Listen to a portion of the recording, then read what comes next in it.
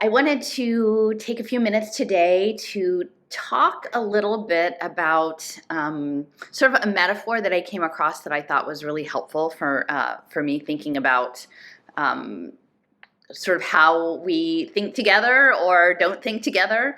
And it's from this book that Stefra has shared with me that isn't exactly what I thought it was, but it's still very interesting. Daniel Dennett's Intuition Pumps and Other Tools for Thinking. And in it, he's laying out sort of ideas around consciousness and then how we think. And I do like this idea that he represents about tools. Because for me, I am someone who really likes novelty. And so part of my quest for finding people who are on the same road and sort of journeying the same path is to find people who also have tools that are not yet in my toolbox, and that we can share tools and compare tools and learn new ways of engaging with information. So I think that his idea about sort of laying out tools for thinking is really good. And one of them in particular really resonated with me, and it was about scaffolds versus ladders. And I want to read this section to you. Let me see. Can I get to the latter part? Okay. So it starts out in this chapter. I'm going to read a couple paragraphs just to sort of get us started. Okay. So, like artisans, a blacksmith needs tools. But according to an old, indeed almost extinct observation, blacksmiths are unique in that they make their own tools. Carpenters don't make their saws and hammers, tailors don't make their scissors and needles, and plumbers don't make their wrenches, but blacksmiths can make their hammers, tongs, anvils, and chisels out of their raw material, iron. What about thinking tools? Who makes them, and what are they made of? Philosophers have made some of the best of them out of nothing but ideas, useful structures of information. René Descartes gave us Cartesian coordinates, the x and y axes, without which calculus, a thinking tool par excellence, simultaneously invented by Isaac Newton and the philosopher Gottfried Wilhelm Leibniz, would be almost unthinkable. Blaise Pascal gave us probability theory so that we can easily calculate the odds of various wagers. Reverend Thomas Bayes was also a talented mathematician, and he gave us Bayes' theorem, the backbone of Bayesian statistical thinking. But most of the tools that are featured in this book are simpler ones, not the precise systematic machines of mathematics and science, but the hand tools of the mind. And then he provides a list of about 5. And so the one that really stood out to me, actually, he doesn't say scaffolding, he says staging. But for me, I read this as mentally as scaffolding. So here's what he says about staging, which I am sort of inserting scaffolding. You can shingle a roof, paint a house, or fix a chimney with the help of just a ladder, moving it and climbing, and moving it and climbing, and getting access to only a small part of the job at a time. But it's often a lot easier in the end to take the time at the beginning to erect some sturdy staging that will allow you to move swiftly and safely around the whole project. Several of the most valuable thinking tools in this book are examples of staging that take some time to put in place, but then permit a variety of problems to be tackled together without all the ladder moving. So again, think about that. The ladder, which provides access, but you have to continue to move it and you only see certain parts at a time, or the scaffold or staging, which up front you have to make an investment of time to construct it, but then once constructed, you can navigate the problem space more efficiently and in my thinking, see it more cohesively than you would if you were just looking at individual units. So hold that thought. I'm just going to share some of my personal experience and what resonated with me. Now, my graduate work, my master's degree was in historic preservation from the University of Pennsylvania. I've mentioned that several times. While I was in that program, it was a 2-year program, there were several summer programs that you could opt into, one of which was going to the Southwest and working on adobe conservation, which I did, and I learned a lot out there. The other was a program. I can't remember how long it was, if it was 3 weeks or 6 weeks, but it was in partnership with the preservation group in the United Kingdom, English Heritage. And so I did that program as well. And initially, I'm trying to even remember like what the second place is, but we spent the first week in London, and because of the connections between Penn and English Heritage, we were able to access a lot of different sites that were major preservation project sites and get up on scaffolding, right? And so that was probably because I didn't pursue actual hands-on conservation work, and I was in more the landscape and policy space later. I did not have as much need for scaffolding, but this was my scaffolding experience. And it's quite interesting to think about. So this would have been in like 92 or 93.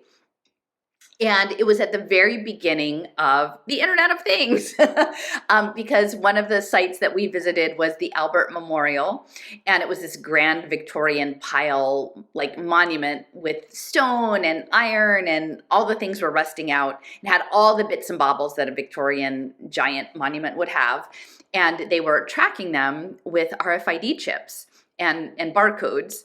And so that was in retrospect sort of my first introduction to the Internet of Things within a conservation context. And so that, anyway, that stands out to me. So we would get up on these scaffolds, and we would, be walked around and look at the various problems. And the thing is, I totally agree with what he's saying, that once you have a scaffold, you have much more ready access to see the entire problem space. And you can imagine that in a giant preservation project like Westminster Abbey or something like this, you would have an initial plan, so you would have a conservator or someone lay out the overall project, and then you would have a project manager, and the project might involve many different things. I mean, it might involve drainage and masonry and rotten wood windowsills and lead guttering and interior finishes. There might be many different aspects of the project, and not everybody who's working on the project knows the whole project. Then you would subcontract to specialists to deal with all these different areas. But you would have, like, someone in the scheme of things would have this bigger picture. And I see this bigger picture as the scaffold.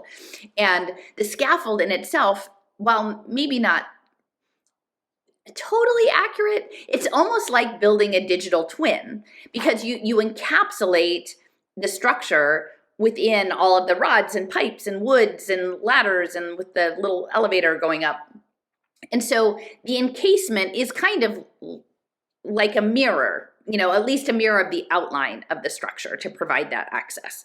And so as I'm thinking about this, I'm like, yeah, a scaffold really does give you, like, it takes an investment of time.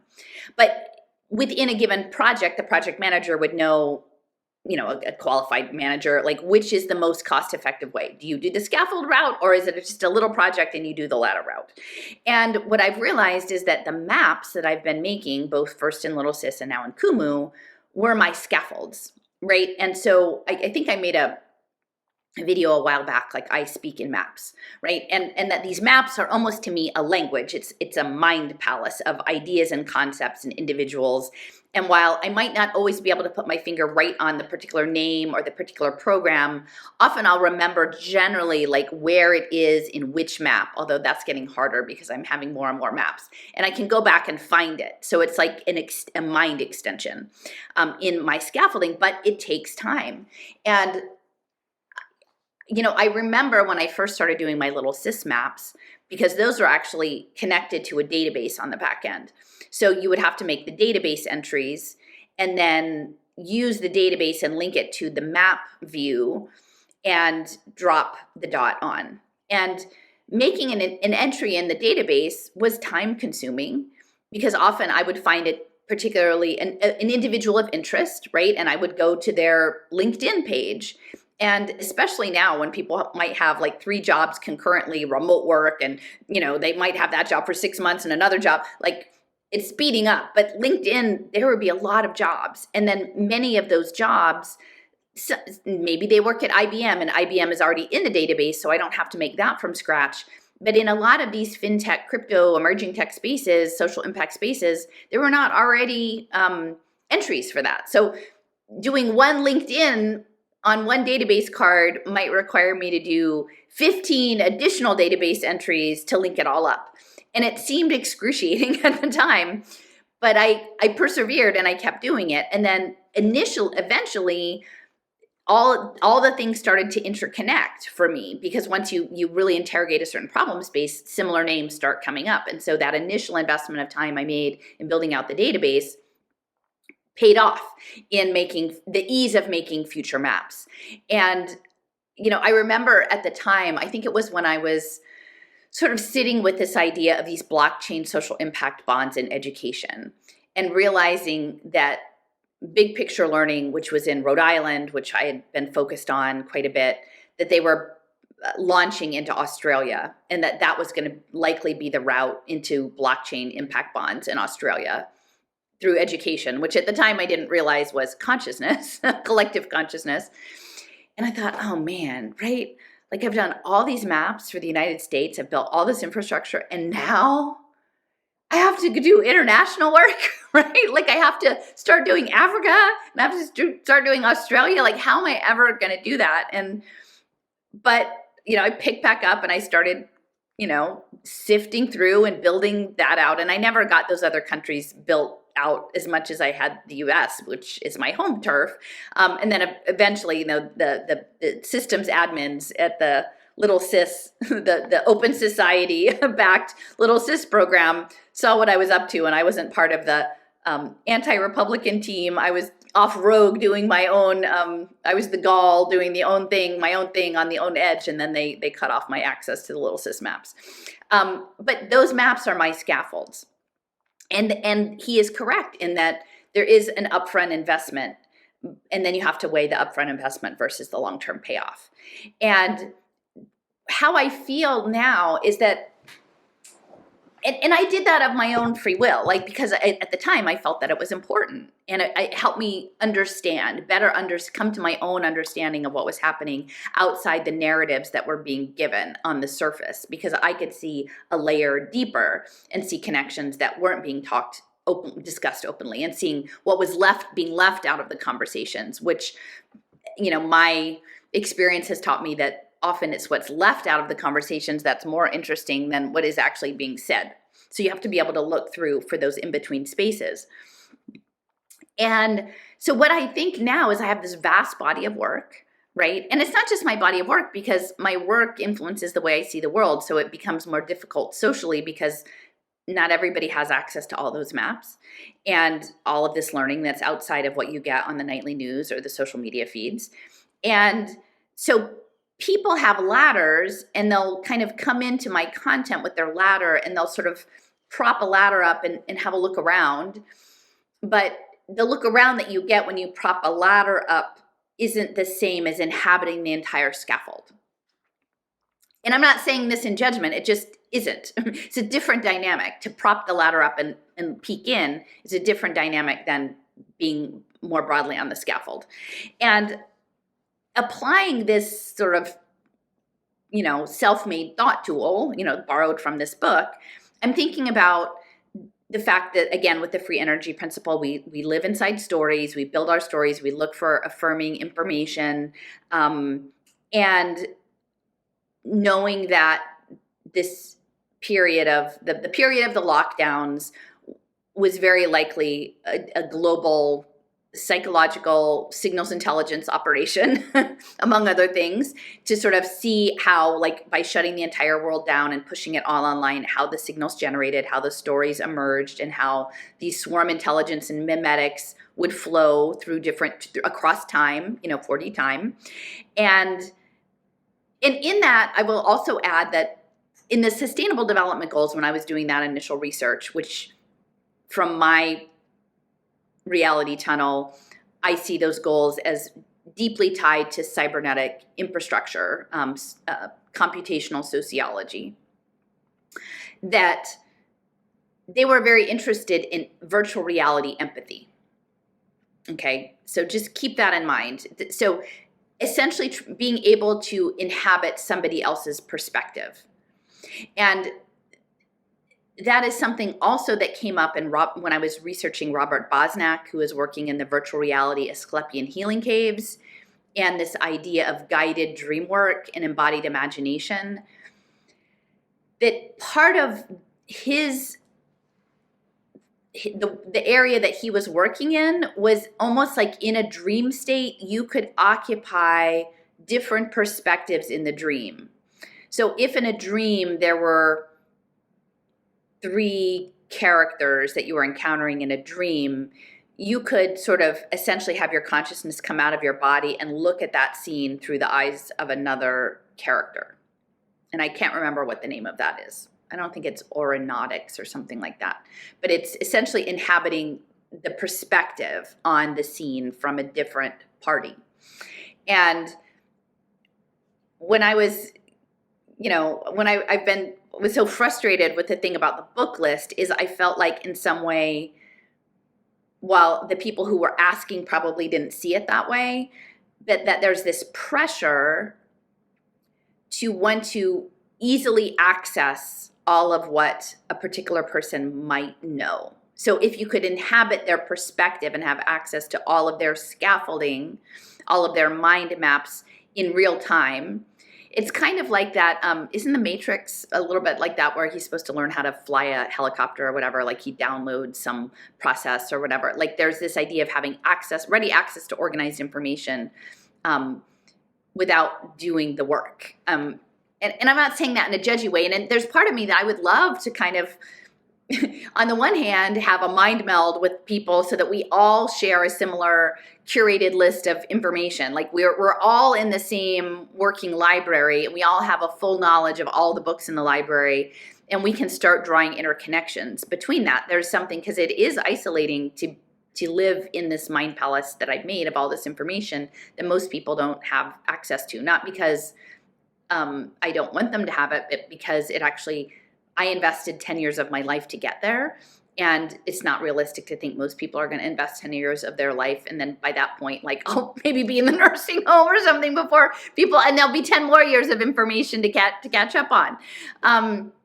So it's a conundrum, right? Like this idea of seeing perspectives, accessing information others have organized, getting in the same problem space. I think that that's what they are working on in like the Melanie Swan cloud mind space, and Bosnak inhabiting different perspectives, and the UN inhabiting different perspectives, that they would like to have the system, if the goal, and as in my thought experiment, is that there is some sort of problem solving scenario playing out, or multiple problem solving scenarios playing out, that they would put together teams that could inhabit each other's perspectives. And I think, again, Sean has talked about that with John Rogers in this mixed table, is that the emergence comes from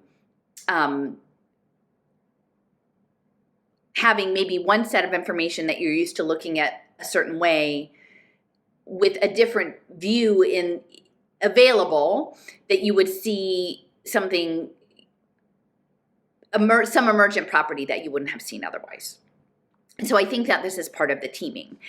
And so my sense is that during the lockdowns, and again, tracking the signals, the stigmergy, the swarm intelligence, the narrative, right? It was an engagement around narrative that had real serious consequences in the material world, but it was an engagement around cognition, social cognition, and narrative.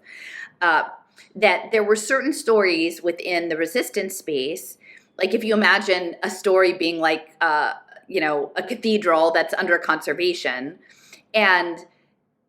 or maybe you had a whole medieval village, right, that was under conservation, and that each of the buildings were a different story, and maybe some of the buildings were connected to each other via arcades or underground tunnels or what have you, so that there was some structured connections between the village, but they were all being put under scaffolding. And the scaffolding was somewhat participatory. So maybe you had certain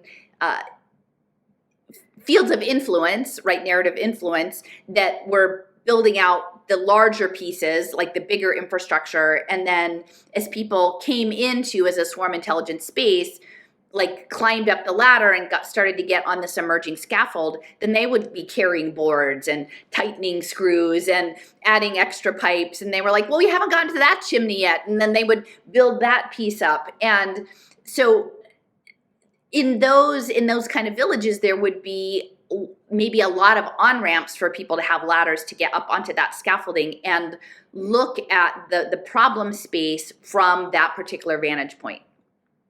But like all stories, including the one I'm telling you, they're inherently limited. They don't include everything in the whole world. The story and the problem space is a scaffold around this object, this hyper object, this narrative object that is under consideration. And just imagine, I don't know, I haven't worked on work crews, but there's probably a culture of these work crews and people that bicker with each other and people that are cliques and pecking orders and different things. And you can sort of see all of that within these substacks. And to me, like that's a cognitive architecture that is being scaffolded, right? And all of the interconnections in the comment sections of these interrelated substacks are kind of like the work crews in the scaffolding.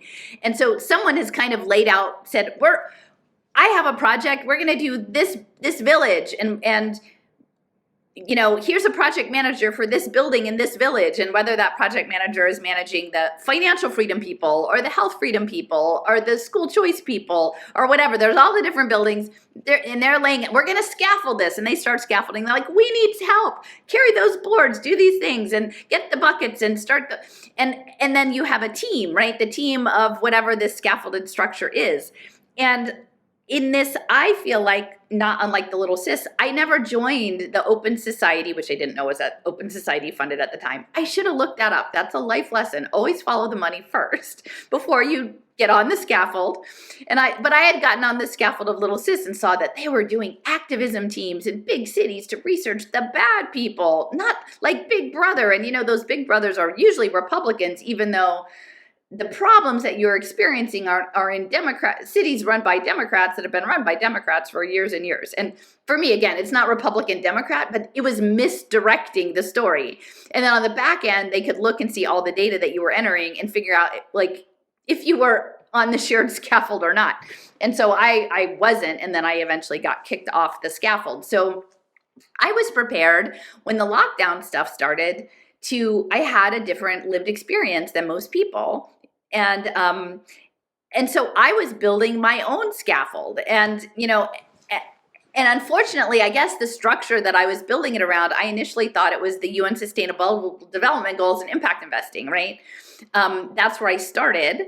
But ultimately, I've realized at this stage, and it could continue to evolve, it would very likely, if patterns persist, continue to evolve, that this is about consciousness and quantum potential in a participatory universe, right? So the building, I thought maybe it's like one of those shell buildings where you can project different pictures onto it. First, it starts out as impact finance, and now it's not that. It's connected consciousness with token engineering or something like that. And so I feel like the scaffold of the structure I'm building around is very dynamic, and then most of these others are not changing very much. They might get an extra chimney or an alcove or a side chapel, but they're pretty much fixed, and the people on them are pretty much fixed. And so I'm over here building my scaffold, and I don't have a lot of on-ramps, and maybe it's like outside the moat over there, and I'm building it over there because I have a different lived experience than people who are focused on anthroposophy or non-traditional medical treatments or whatever. Like that just wasn't where I was. And so I'm just out on the other side of the moat building the scaffold around my dynamic dome thing that I don't know at the time. Is it going to be a dynamic dome thing?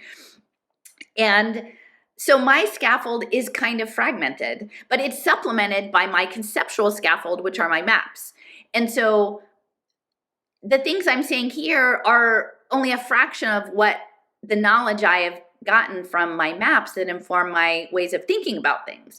And so while I'm doing my scaffold, maybe it's a nice day and people want to go for a walk, and so they walk out the drawbridge and they cross the moat and they go, oh, what's this thing over there, right? And they're, and they pull out their handy dandy pocket ladder, right? And then, and it, goes up, and they come up and they go, oh, this is kind of interesting. Yep. But, I'm a little hungry and I want a snack and I need to go back. So they pop back down and then they go and they get on the other scaffold. And then maybe more people come with their ladders and they pop, but my scaffold isn't very complete because I don't have, 500,000 people working on building out the storyline of my scaffolding. Mine is more here and there and scattered, and there are gaps for people who don't have the invisible scaffold, which are the maps. And so it's frustrating. And they're like, I'm frustrated. I don't get what you're doing here. I don't see in this thing that you're building around, it keeps changing. And I'm way more comfortable over on this place that I know and with people that I know. But they're curious. And so they keep coming over and they pop over and they would like to know what I'm up to or why I'm up to it, because it seems maybe different. And, I feel like that's just the way it is. And so maybe these askings of like, can you give me a book? Can you give me a short thing? Can you tell me your library or take photos? Is like they would like to understand more comprehensively what I'm doing, but I'm really building a very big dynamic thing with only a very small number of other participants, including participants over the years who have dropped away. So the numbers of participants on the scaffold is shrinking more than it is growing. And I can only do what I can do, right? Like I feel super stressed because I'm both the project manager and there's not many subcontractors and I have a blueprint underneath which this dome keeps changing, right? Even though maybe the projection of the structure is fixed. So I wanted to share that as a thought experiment because I think it helps me understand things better. Like it's not my fault that I can't explain it better because I could explain it a lot better if we had a lot more people on the scaffold building out the scaffold. And maybe I could tell it better if I knew exactly what the it was. But I know enough now to realize that the it that is continues to evolve, which sometimes makes things I thought in the past completely inaccurate. Not often, but sometimes. Sometimes it makes the things that I thought in the past, there are new things that overshadow the old things, which doesn't make the old things be wrong or go away, but they're just not the main thing that I'm looking at.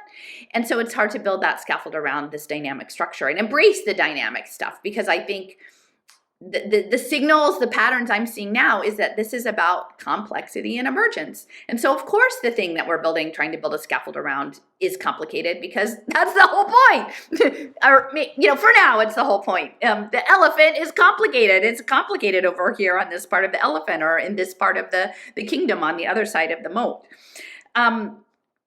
Okay, so now I am going to take a pause and pull up a clip from like a recent Money Report or something, the public facing side of Catherine Austin Fitz's page with John Titus. And someone had reached out to me. I guess they were trying to engage with her about, again, social computation, social impact bonds, cybernetics, Web3 tokens. And essentially, she sort of fluffed off like Allison did. Allison said that I supported ESG once and that wasn't right. And so I can't, I have to double check all of her things before I can use them. And I'm busy over here working on, working with states about preserving cash and checks, that sort of thing. And the person had asked me then, what do I think? And I'm like, well, she's built the scaffold around the thing she, like maybe her part of the medieval village that she's scaffolding is cash. And that's because, again, her toolbox is money. She's trained in money, at high level institutions that are, clearly embedded within all this superstructure of this emerging situation. Her training has always been money. And so money is her toolbox. And so she's like, okay, I want to have agency in this and my expertise is money. So the thing I'm building around is cash. And so I'm going to fight the control grid with cash. I don't really have time to think about other stuff that Allison's talking about. And I mean, I get it because a lot of people send me stuff and I'm like, I'm really focused on my reality tunnel and I don't have time for those other things because I'm exploring this problem space over here. And so we're entitled. We're each entitled to do our own thing. The question is, if you're on the scaffold and you've got some ladders and you're trying to figure it out, the reality is it might be both and. Like ultimately, it may be both and. But if you want to get the sense of a broader landscape, you have to be open to all of the and stuff. And a lot of people don't have the bandwidth. Just their operating system doesn't have the bandwidth to hold all the ands. And so they generally like pick one that they kind of stick with, and then they drop away the other ones, and then occasionally pop in, but then are maybe frustrated that they don't understand what's going on because they don't have access to the scaffold. Not because I don't want to give it to them, but because it's really fragmented and half of the scaffold is in my mind maps that are in my mind, and I haven't built them out into the material world yet. So I you know, in Catherine Austin-Fitts, I think she was like, well, I said, well, ask her about community banking and Bernard Lietaer's parallel currencies, and are there guardrails to stop social impact finance from being integrated into that? And I guess she invited me into her working group, but you know, I'm over here, I'm doing my other scaffold, so I'm not going to be joining her working group on social impact finance and community currency. I'm sure Charles Eisenstein would be more than happy with Sep Kamvar to help Catherine Austin-Fitts and hold her hand through the community currency process in the emergent global superorganism. So she has ready access to all of that if she needs it. And you know, from this talk that I'm going to sort of comment on with John Titus, she's very interested in this idea of Bitcoin as payment processing, and that, you know, it's just been hijacked. And I think, again, how do we weave coherent stories with incoherent information? And, you know, my dad passed, and he had dementia for a number of years before. And it's quite interesting, not just with my dad, but I think like in the early stages of dementia where people are still pretty coherent. And I'm not saying Catherine Austin-Fitts has dementia. I'm just saying it's interesting how minds work and are able to knit together things that maybe don't make sense into a storyline that makes sense. And so my dad would be able to do that. Like he'd tell stories that were very compelling that had only one or two things that were based in reality, right? But the brain is incredibly powerful. That's why I keep saying, you're not a victim. Don't be a victim. Like figure out your consciousness. Like let's figure out what's under the hood, because that's way more interesting. But, you know, so she's sitting there with the financial rebellion it's so funny because it's like the C's and it's like the steering wheel, which is totally Kubernetes, you know, on children's health defense. And she's essentially doing a trust the plan narrative, which at this point it should be pretty recognizable, a trust the plan and the insider's game and the outsider's game. And so like she knows that Bobby Kennedy is it's clear to everyone that it's the pro Bitcoin. So her narrative with John needs to be, Bitcoin got hijacked. Has a lot of good things about it. It just got hijacked by the billionaires, right? Which is going to be the fallback. It's very good for payment systems. It's dark, but it could be accountable. And so really, yeah, for all intents and purposes, if you know about Cello and you know about community currencies and grassroots economics and all of that, yeah, no, the things that she's talking about is perfectly consistent. So there's really no reason that I would devote my resources into her working group. Because the thing that she's building around, the problem space she's building around, which involves trust Bobby and the plan, and that Bitcoin was hijacked, and that it's just a tool, it could be used for good or bad, is not in any way, shape, or form congruent with what interests me in research. Because my understanding is that cryptocurrency and fintech is actually about signals intelligence and signal coordination in autopoiesis, which relates to this very odd inserted bit that John Titus does in the middle of this 5-minute clip about channeling channeling is not perhaps the right word, maybe, I don't know, C being the Buford Justice, the sheriff, and Smokey and the Bandit 2, which ironically includes attempts to smuggle an elephant in a semi-trailer. So I'm going to just pause here and then pull up that clip. This is about a 5-minute video. This is from the Solaria report, the freemium model from November 21st, 2024. It's about a 5-minute clip with Catherine Austin-Fitts and John Titus. And so I'm taking out my pocket ladder and I'm going to go over and have a little peek. But clearly I don't have access to the whole scaffold because I'm not a paid subscriber on this, and I haven't been immersed in their part of the project space for all of these years. So I'm just an interloper providing some insights from, anyway, the work I've been doing over on that other project, the Dynamic Dome project outside of the moat. And I yesterday, before I went over, my sweet neighbor invited me to her family's house for Thanksgiving, so we had a nice visit. But I did spend an hour or so taking notes. I'm a note taker on an hour-long discussion of Mark Andreessen and Ben Horowitz of A16Z, Andreessen Horowitz, which is the venture capital investment arm that was a backer of Trump and many pro-crypto fintech folks in the last election. And so this was like an hour-long debrief, post-election debrief. And so some of the commentary here that I'm going to offer is sort of informed by having watched that video. And I am going to do a larger analysis of that probably next and later today. So let's see, let's start this off. So the Solari Report, Money and Markets, November 21st, 2024. The star story this week, though, is this infographic. This next to infographic is unbelievable, called Data Center Markets. And they got the 40 biggest, okay?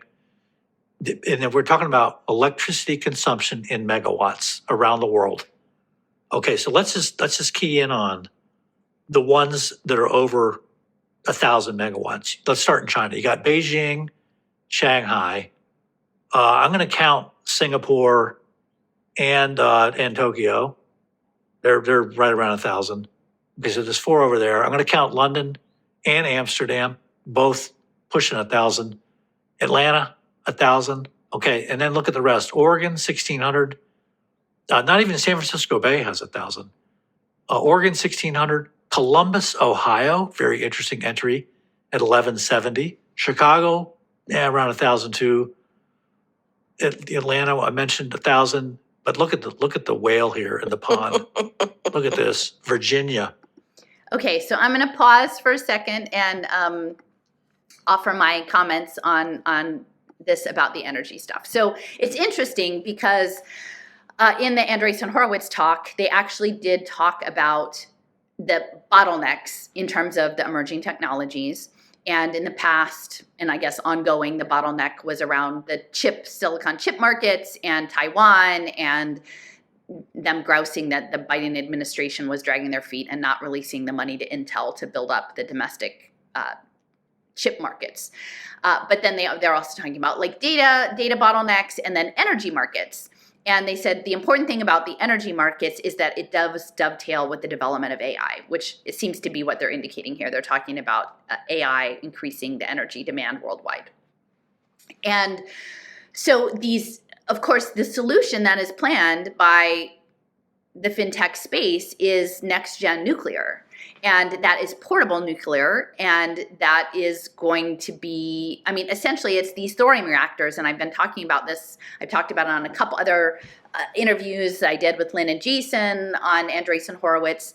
When we were at the Mormon Transhumanist Conference, there was a guy from Brigham Young who was collaborating with the Department of Energy, and they were going to roll out these portable next-gen nuclear reactors in the name of climate.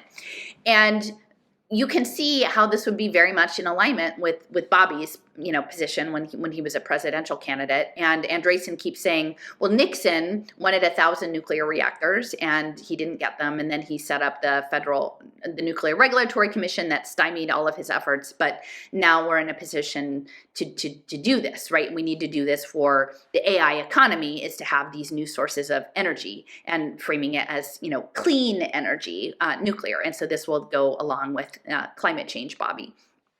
And so the nuclear is out there, and if you listen to my read aloud of Ira Levin's This Perfect Day, there is this idea that like within this peaceful world, that everyone gets a monthly treatment, a personalized treatment. And the interesting thing is, when we were like looking into the thorium reactor research, one of the things that they were saying, like, oh, we can just put them in a cargo container, we can drop them anywhere, in a refugee camp in the Amazon forest, in the middle of, Rust Belt town, we can drop these anywhere, is that they would also provide chemotherapeutic radiation, medical radiation therapies off the back. So not only do you get your clean, free energy, but then you get your therapeutics off the back of your nuclear reactor, all of these isotopes. So that's something to consider, I would say. And then there is this larger question again of like the noosphere and the Human Energy Project, and how they're all connected with human energy and noetics and that sort of thing. But this next gen nuclear, if they do come up with some small scale systems, what's coming with energy is, as Bobby wants, deregulated free energy markets. And if you try on the lens that I'm offering, which is, this is an emergent global superorganism that's using intelligence and signals and energy to coordinate itself in homeostasis, which is the stand-in for world peace, you need a free-flowing energy grid. And so when I look at Jeremy Pitts, and he's pitching these socio-technical villages where everyone has their, in his case, they were putting on solar panels and Linux processors in the basement, and that you share, wind turbines in the town square, and that you're sharing energy. It all has to be decentralized on blockchain. It's going to be a blockchain grid in order to create the electromagnetic infrastructure for the Gaia noetic superorganism. And so this energy conversation is really important, and they're having it, but they're not saying, they're framing it. They're using a certain lens to frame it. And what I'm saying is, there's other information we should also be considering about what's going on. And when he's pointing out Virginia being such a high level in energy consumption, I want to point out that when I was doing my research in the Silicon Valley Regional Data Trust, which came out of Data Zone, which was the school-based data lakes on children, and then it was the National Science Foundation, and then Mark Zuckerberg and Priscilla Chan, that Silicon Valley Regional Data Trust was morphing into the National Interoperability Collaborative and Stewards of Change, which was giant data systems of health and human services, okay? And there were 6 pilots. 2 of them, I think, were in the same state, in Connecticut, but it was California, Connecticut, and Virginia were these early pilots in health and human service data. And so what is the AI going to be running off of? Well, clearly it's all the shit that we're putting in Google all the time, and all of our Google Docs, and all of this stuff that's churning out, like the machine learning is churning on that. But the plan is your electronic health records and your educational records and all of the data that's feeding into those records. And again, more and more fragmented, right? It's not just your diploma, right? It's all of your credits. No, it's not just all of your credits. It's all of your your competencies. Oh, it's not just all of your competencies. It's all of your PICO badges. It gets smaller and smaller and smaller, because each of those is more and more signaling. It's a richer and richer signal for the coordination. So, beyond Virginia clearly being a center for, coordinating defense contracting and other things, which again, if you're wearing the geopolitical hat and everything's geopolitical, you're going to say, oh, well, that's the war machine. The U.S. war machine is all about that. I look at that and I think National Interoperability Collaborative and the health and human service data sets that Bobby is going to be connected to overseeing. 4,700. Wow. So we're talking Langley, we're talking NSA, and 17 intelligence agencies. Okay, so she's saying intelligence agencies. And I think that we're led to understand intelligence agencies in a certain way. And I know I was. And I think in terms of guided consciousness, I think about when I saw the Snowden movie, right? And this was just regular little me not realizing these deeper things going on in the world. And it's shocking, right? But it's shocking in a certain way. It's exposing the intelligence community. And what I would say is, I'm not sure what the intelligence community actually is. I think it may be some other kind of intelligence that's happening that's different from what we understand as, there's a layer, sure, that's the US intelligence apparatus and how that intersects with global politics and our allies and data markets. But there's something deeper than simply intelligence from a political control framework. And remember, Amazon runs the cloud for that group, right? Yeah. And they have a joint cloud, right? So what you're looking at is the real data power behind the Anglo-American Alliance. Yes. Funded by US taxpayers. So it's being framed as Anglo-American. Let's go back. And what I would just intersect here, again, within the geopolitics, and this is very clear in the Mark Andreessen, Ben Horowitz discussion, is they are setting up the backdrop of fintech crypto innovation. And they never say Web3, they never say blockchain, they never say spatial computing. It's always crypto, The backdrop of this is the next Cold War with China, right? And so they say, and their alliance with Trump, and they make it very clear that it's not on social policy issues, it's simply on the interests of what they call little tech, that they are aligned with Trump to advance little tech because America must win. America must win. And so they need the apocalyptic geopolitical story of us versus them. And again, when you frame it as the Anglo-American alliance, then you put it into boxes, and then you kind of, I don't know if you write off the East, but like, how could you imagine that? I mean, unless what you say is the whole world is controlled by the Anglo-American alliance, but then it's not really that. Is that a useful framing if you're framing it as that, if it's the whole world? For me, it essentially sets aside what we know about China and India, other than maybe it's the lifted up opposition to run this polarizing noosphere program, because clearly a lot of this is about ancient technologies, ancient energy systems, chi and prana, and how that intersects with emerging technologies in which India and China are clearly also major leaders. And so I just don't think, I think that's a limiting framing, like the Anglo-American. It's a good story. Like, she's telling a nice story, and it's a comfortable story for a lot of people, but it's not one that I'm that into. Back to our friend Augustine Parsons, who said, we can make the rules on how your money can be spent, and we can enforce them. Okay, so again, Catherine is back to money, because that's her wheelhouse, is the money.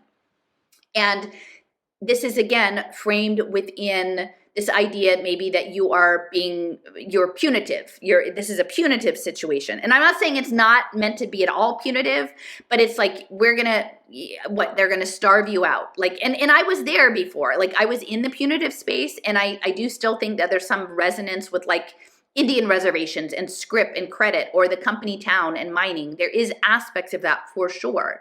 But I think it's the opposite side, right, would be, oh, Bitcoin is actually useful for payment processing if it hadn't been hijacked by those darn Bitcoin billionaires in the Anglo-American alliance and the intelligence community. We could use these Bitcoins to do our community banking, right? I'm putting words in her mouth there. This is me speaking. But think about it, right? There's a reason that Charles was Bobby's philosopher consultant, right? And that Cello and Sepp Kambar, and that who other scaffold is incorporating digital community currencies as something that may be questionable, and something that's leading to a Gaia fascia system. I mean, again, I'm not as plugged in as most people. So if there are people talking about it that way with levels of concern, I would be interested in hearing about them. But if what you're doing is setting up one story of the central bankers and the billionaires in the intelligence community want to make you jump hoops, and you're not also saying, what would be the ethics if all of a sudden we have spatial computing and community currencies that are tied to wellness indicators and metrics that are facilitated through AI sensor networks. And given what I've read about the domestic front and what it would be like to live in the outside-in robot, do we want to do that? Right? And there may be a whole bunch of Joe Rogan biohackers who are like, bring it. I love this stuff, right? But I think that there's a lot of people in the health community that are not. And so you need to consider the other possibility and read between the lines. As you know, if you're a subscriber and you're listening to Catherine Austin Fitts and John Titus and they're not talking about this, is it because they don't know? Is it because they quietly are advocating that position and waiting for it to fall into place? Do they feel ambivalent? I don't know what to say about that because I'm not a subscriber to them, but I think that the lens of what a digital community currency and automated payment processing and spatial computing and cyber physical socio-technical systems is something that has to be factored in. And if what you're doing is spending all your time talking to state governments about saving cash, that you don't have time to even think about this, then you're kind of missing a big part of the boat with your financial rebellion steering wheel. Okay, let's keep going. And we have the technology to enforce them. Yes. Right. That is what Yes. you're looking at. It's who has the technology to enforce them. And so what if you lived in a smart village where your neighbors were enforcing, the consensus of your neighbors were enforcing the rules? How would you feel about that, right? Like outside of Hot Springs, there's this, it's like one of the largest planned communities in the country called Hot Springs Village. It's 15 miles across.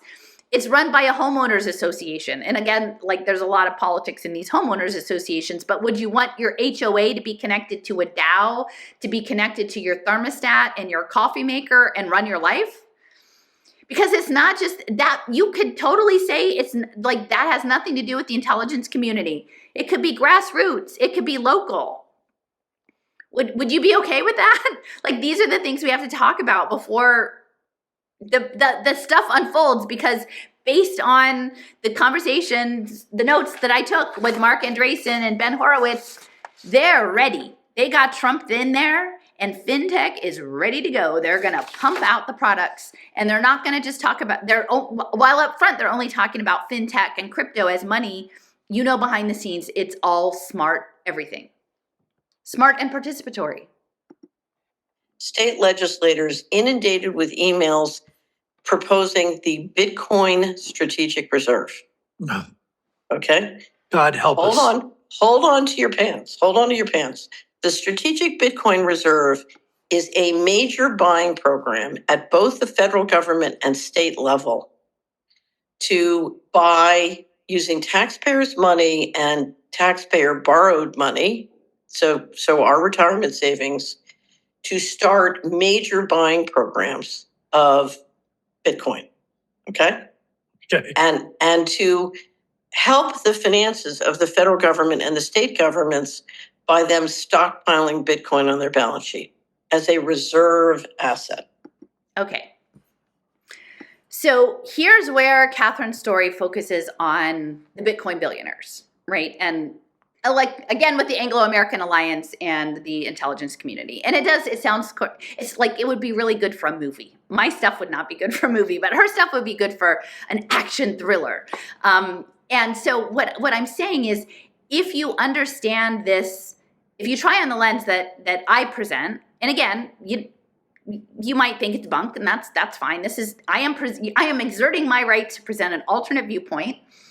It is that this is signal coordination through a cybernetic governance system, and the governance is Kubernetes. It is the steering. It is the steering wheel across consciousness. In my opinion, it's not just the governance of our physical bodies, but is the governance of our consciousness ultimately, and our soul connection to the quantum field. And so it would make sense that the governance structure, if Bitcoin, in my estimation, is an evolutionary technology for social evolution and the human potential movement, and they've kind of made that clear in one of their use cases. They have this plant zoid sculpture, metal sculpture, quote unquote plant that you pay, and it has animations, or it interacts with you somehow. And that if you like that, you would give it some money, like a busker plant. And then when the plant gets enough money, Bitcoin specifically, they say Bitcoin, then it can hire an artist to reproduce itself and make a baby. So it's like this new kind of life form. And so this evolutionary aspect is totally built into Bitcoin and crypto and blockchain. It is, the blockchain Web3 goes hand in hand with the cyber physical systems and the cybernetics. And when I was looking, I'm reading that Cyber Rebellion book about cybersyn in Chile. And one of the observations that I thought was really interesting is that there were two schools of thought about cybernetics. The American version, sort of personified by Norbert Wiener, that was much more sort of mechanical and militarized. His looking into cybernetics came out of looking at aiming missile trajectories, or estimating missile trajectories for ships in the South Pacific.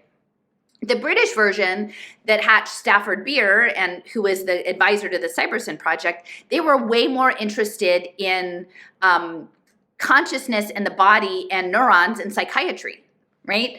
And so if we understand the Kubernetes as, I don't know, weaponized consciousness, or consciousness weaponized, that it's the steering. You might not think of cybernetics as consciousness, but evidently in the UK, it's always been, and I think you have to look at Tavistock and all of that in that way. So what are these tokens, right? What is this Bitcoin? What are these payments? Think about when Leo first shared with me that clip with the Dutch woman talking about the fungal economy with roots and fungi, mycorrhizal fungi, and that it could, the fungi could be siphoning, well, it was either a symbiotic relationship, or actually that the fungus could prune the roots of a plant to come up with a certain outcome, and that they were framing that as an economic system, that exchange, that communication, which is a signal. So yeah, economics are signals. And so anyway, we'll continue with that. Okay, now hold on. Hold on. So okay, so this is the part that you have to pay attention to, and it's odd. I mean, and again, this is a 5-minute clip that's shared publicly, so clearly they want people to see this. And now, so she's talking about Bitcoin and evolution, and what I'm saying is Bitcoin is evolution, and it's consciousness evolution, right? Based on Stafford Beer and the CyberSyn book, all right? Psychiatry, consciousness, neurons.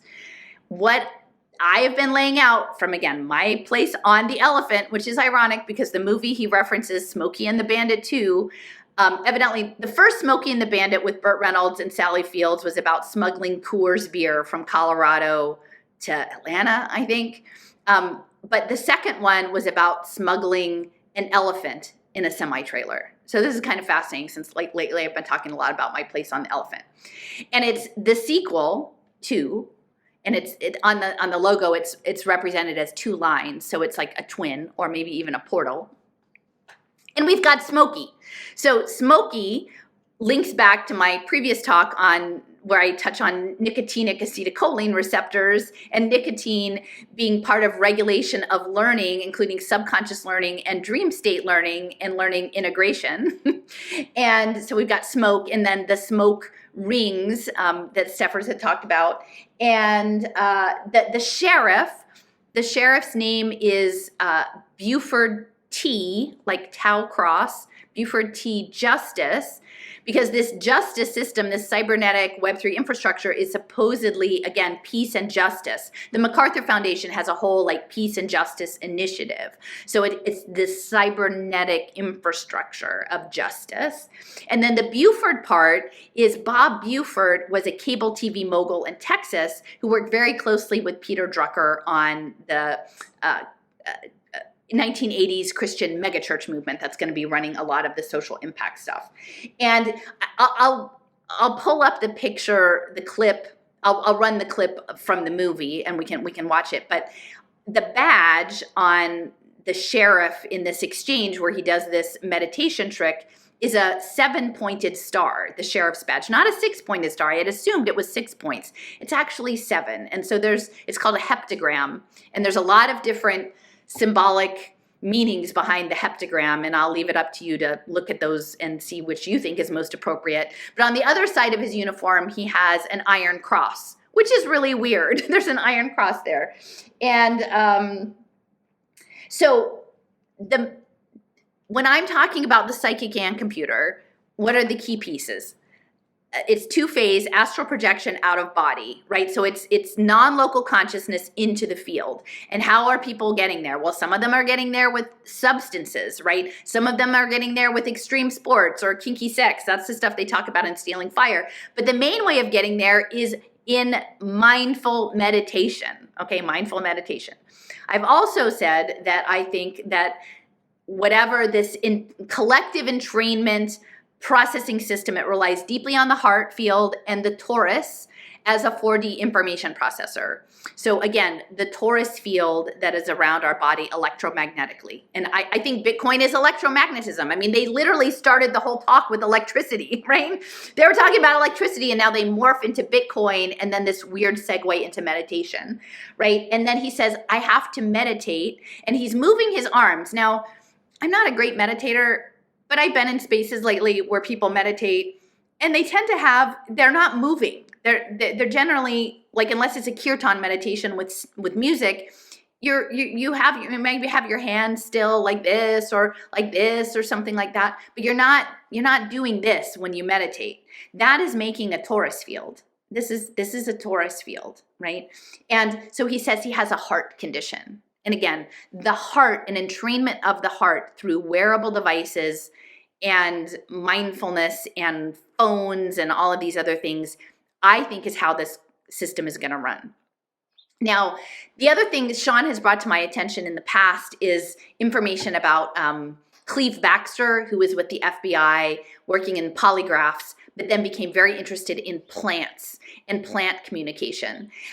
So in the Maniac film, the Maniac Netflix TV series, in one of the maps I've made, there's a ton of imprinting of houseplants in that. And it's about, like, essentially telepathy, that what Baxter was proving is that if you have a room full of plants and you go and you have like a pruning shear and you're going to cut off a branch of one of the plants, the other plants react. They react in that. So I find it interesting that with this strange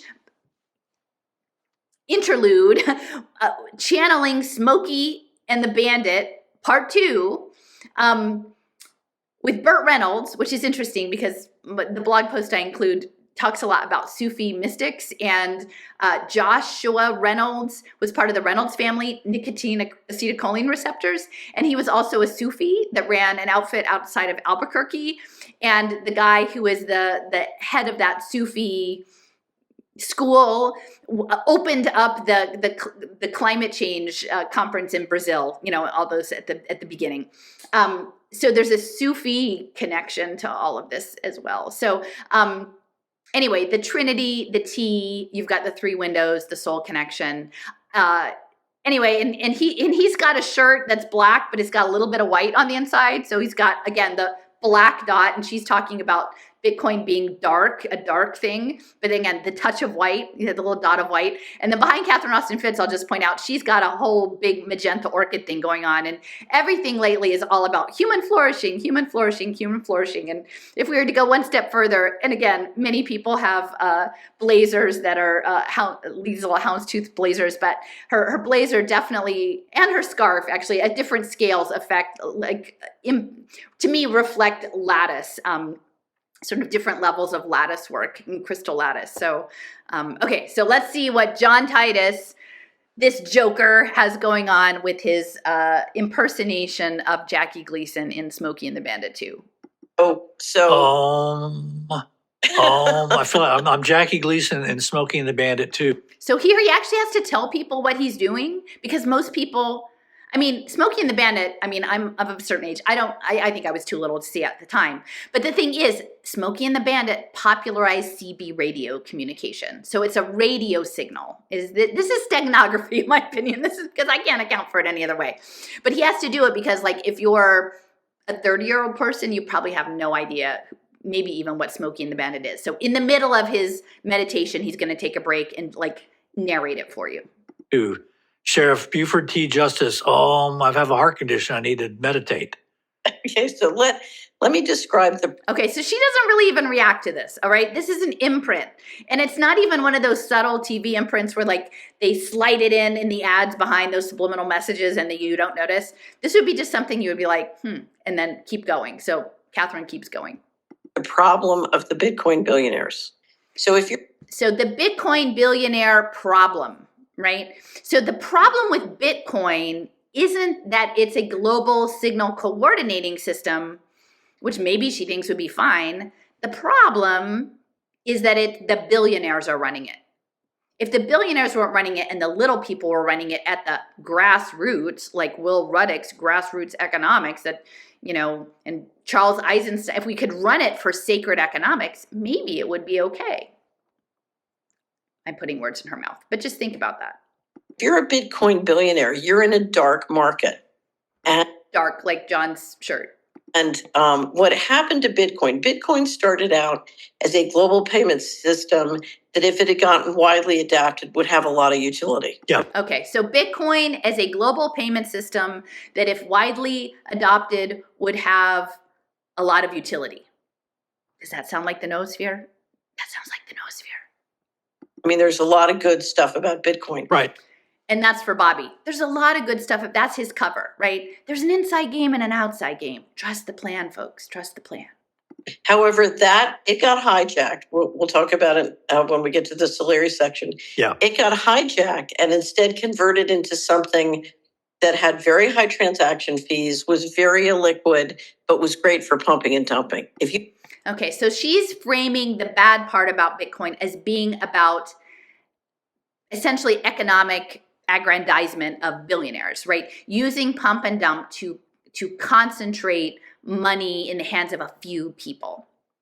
And, I think those of us who, and I don't know as much as a lot of other people, but like money is all a fiction. It's a story that we share. So it's a fiction. And if you're already a billionaire, what does it mean if you're a billionaire 10 times over and you're a 10 times billionaire? Because a lot of these billionaires, especially the ones that are attached to fintech and social impact finance, are part of Warren Buffett's giving pledge that was kind of set up with Michael Bloomberg, right? So these billionaires are actually saying that they're going to give away their money. And in my opinion, what this is this flood of narrative economic power at some point is going to, they'll craft a story to give it back to the commons, which is the emergent superorganism, in the form of a universal basic income component, which in this talk with Andreessen and Horowitz, they talk about bringing back WorldCoin, which is like this big eyeball scan, right? And it's like humanity, tools for humanity, and Sam Altman, that it was made illegal here, but now under Trump, it's going to come back.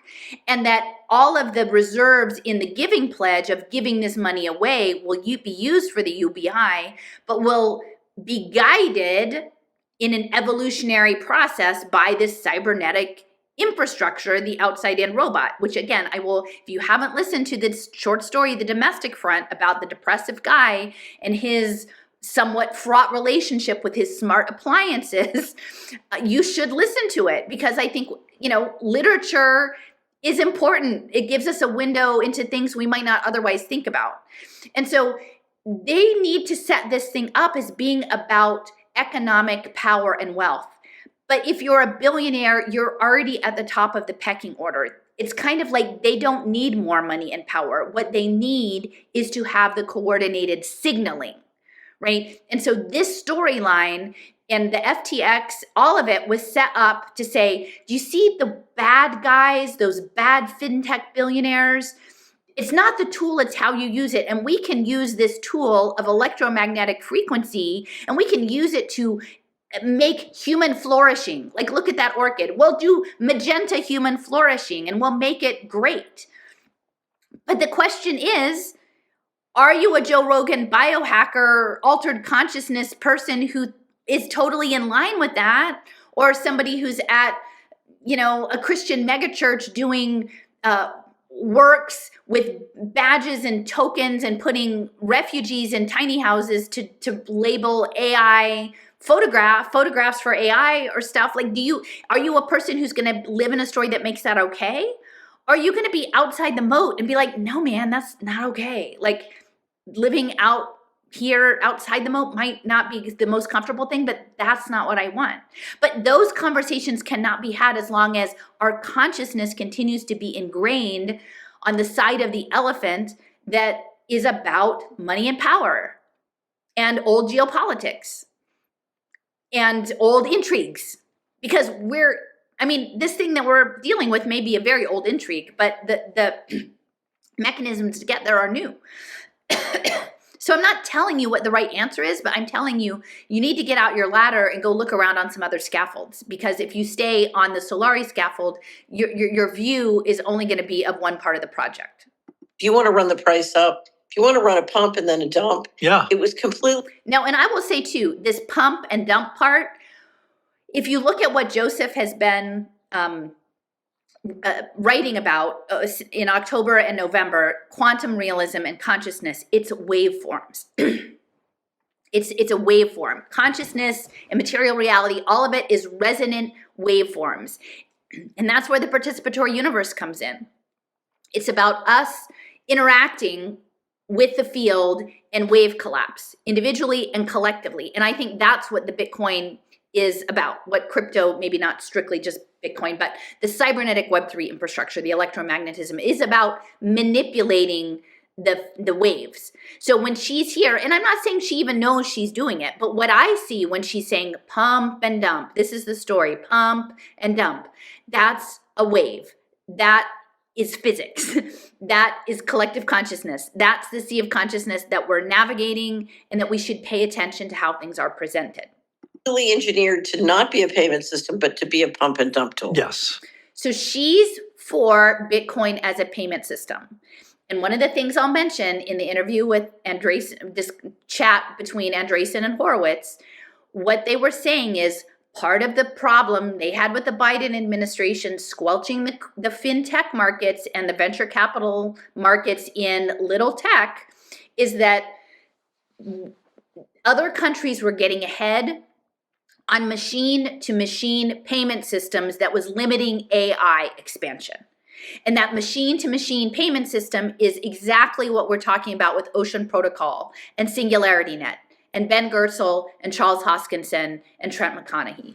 So this idea that we're using data, we have these data lakes, and there are digital agents, machines, virtual machines as agents trading data behind the scenes in these giant data lakes. So when she's saying payment processing, you're thinking like, oh, that means that, I'm going to get to go to the grocery store and I'm going to be able to use my credit card to buy however many bags of potato chips I want, because I'm not going to have them tell me how many potato chips bags I can have, right? Because that's the scaffold that's been set up by these people.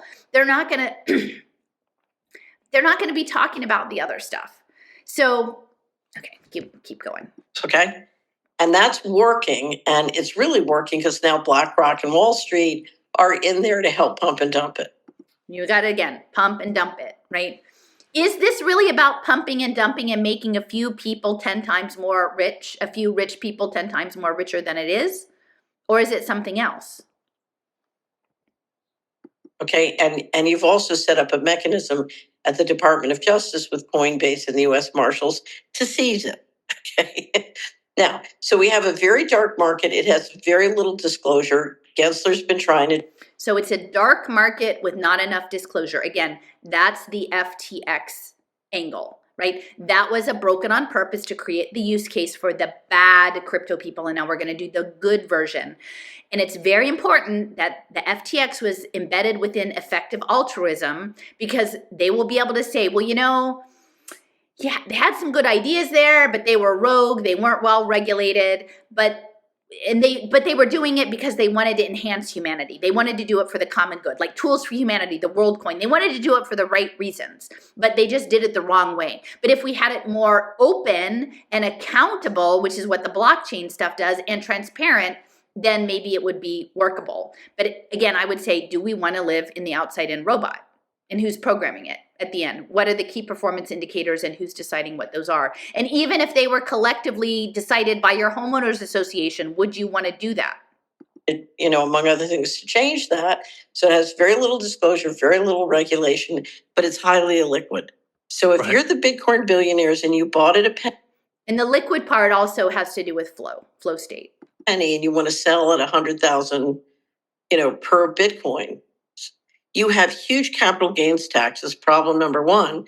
But how are you going to get out, right? Right. If this has no fundamental utility other than as a pump and dump tool, how are you going to make liquid your billions of Bitcoin, right? Ugh. Big problem. And this is the phase shift. What she's talking about is a phase shift. So eventually, then she starts to talk about backing it with reserves of land and minerals.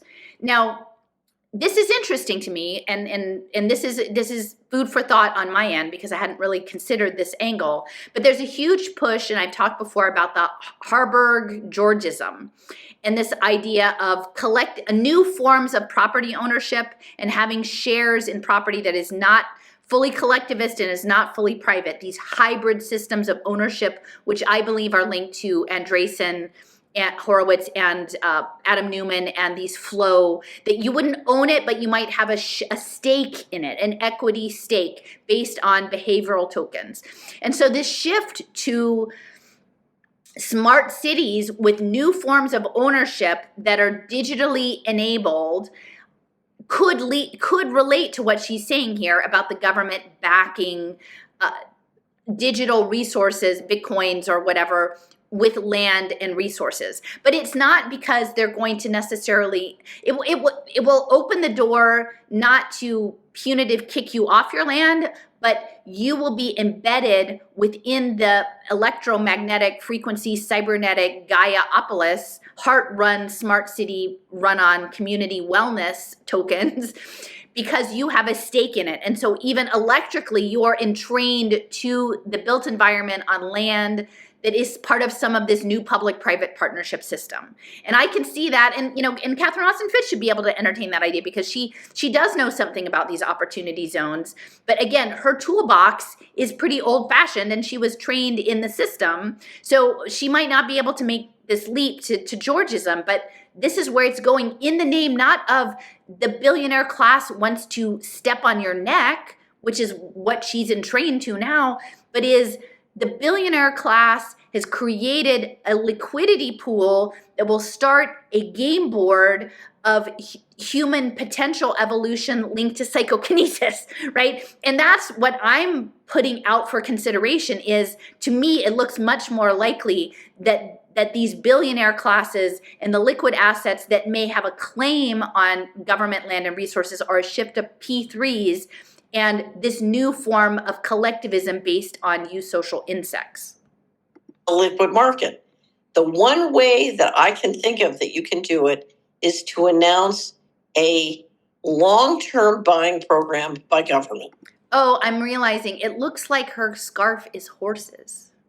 Maybe that's a horse blanket. Huh. Off to the races, maybe. And but it gets even better. Wow. Because we know there's been talk of privatizing or monetizing or auctioning U.S. land and real estate and mineral resources. Howard Lutnick talked about it last week on Money Markets. So we talked about it last week. So we have $36 trillion of debt, but we have $500 million of land and mineral resources. No, 500 trillion. 500 trillion. Sorry, 500 trillion. And remember, that's the last thing you can plunder. You've taken the 23 trillion. You've taken out the back door, everything you can. Now the debt growth model is over. So now the only thing left to plunder, right, is the land and mineral resources, right? So again, it's plunder, it's money. And as long as we're still focused on the materialism of money, in my opinion, I don't think we're getting at the whole nut. And again, that was... a lot of people get hung up on the money part. They can't get beyond that. And people eat the carcass. That's interesting. Eat the carcass. That reminds me of Sean's stuff with the human composting. Okay, so now I'll just run the quick clip from the movie of the sheriff, and you can see the original there. I did want to point out the Financial Rebellion logo here on, let's see, Good Morning Children's Health Defense, and it is a steering wheel. It is a steering wheel like on a ship. And it says, the revolution will not be centralized, live every Thursday, Financial Rebellion. And yeah, no, it's going to be decentralized, and revolution, I mean, I don't know, like revolution is second order cybernetics. So maybe in that way, it's actually accurate. But it's to me, if you think about steering through consciousness and cybernetics, you have to look at that logo and wonder, I mean, yeah, they're just telling you right there what's going on. I'm going to play this, the clip. This is from Smokey and the Bandit 2, but you can see here, and it's interesting. It was set, I guess, the beer run or whatever was from Texarkana, which is on the border of Texas and Arkansas. Not too many people, Texarkana being the setting for a movie, so that's interesting. And you've got the sheriff and justice here, but then you can see here there's the Iron Cross, which is really strange to me, but the Iron Cross is there, and then you have the star, which initially I just presumed was a 6-pointed star, but if you look at it, there's a point here that's 1, 2, 3, 4, 5, 6, 7, so it's a 7-pointed star. So, and again, you've got white and black. The hat, I guess Smokey from Smokey and the Bandit, Smokey is a nickname or a word used in CB language for state troopers. And it was because their hats were like U.S. Forest Service, Smokey the Bear hats in the U.S. Forest Service. So when we think about forest as a complex system of signal coordination, it's interesting, not just the nicotine part of Smokey and smoke, but the forestry part too. Some bitch. Good morning. Oh, and I will say, this is the other thing, this Hema gauge. If someone could help me understand the Hema gauge part, because I don't know. I mean, to me, like a gauge is sort of relates to homeostasis, right? And Hema, like blood, I don't know, red blood cells, the torus field. I've tried to find online, and I'm not sure if that's part of the larger storyline of this movie, but if you're in the comment section and you know the context of what a Hema gauge is, I'm curious. It's an odd name. Sheriff? Oh, good morning, nice lady. Oh, you must be mighty proud of that wonderful son you got. Let me tell you something. Junior's nothing but a big mound of tick turd. Imagine trying to marry that floozy. That's interesting. Wait, did he say a big mound of dirt? Trying to marry that floozy for a mound of tick turd. Imagine trying to marry that floozy for a second time. You know, your junior is able to get up in the morning, tie his shoelaces, and take a pee. I'm not proud. I'm amazed. I declare, I didn't realize this floozy was the same one as the last one, but I do remember all that trouble, that poor child being abducted and taken off by that handsome devil bandit.